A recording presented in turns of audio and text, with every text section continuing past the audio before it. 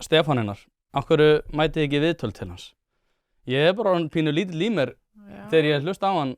Býtu, hann alltaf að tala þetta við þig? Já, nei, ekki við mig, hann talar alltaf þetta í þáttunum. Í alvöru? Að þið þórið ekki, það bara en sterk lína hjá ykkur í ríkisstjórn að þið mætið ekki þætti til hans. Að við mætum ekki, veistu, ég verð að viðurkenna, ég fylgist ekki með hver mætir í spursmál.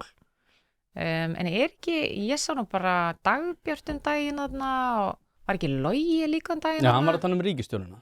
Nei, var Logi.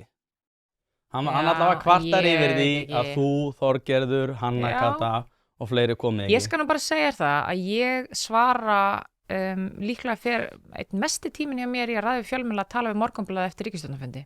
Já, við Anders frænda. Já, ég meina, Stefán getur bara mætt þangað eins og aðrir, skilurðu. Það er ekki þannig að við sem ekki gefa kost á okkur gagnvart ákveðnum miðlum.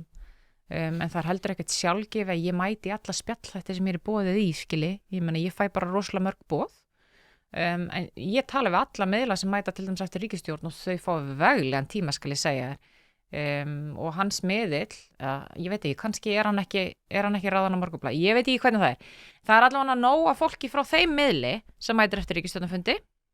Oft eru þau aðeins fjölmennari meiri sér en aðrir miðlarna og það er bara gott og blessað, þannig að þau ná að manna þetta mjög vel. Er þetta ekki gagnvart honum persónulega?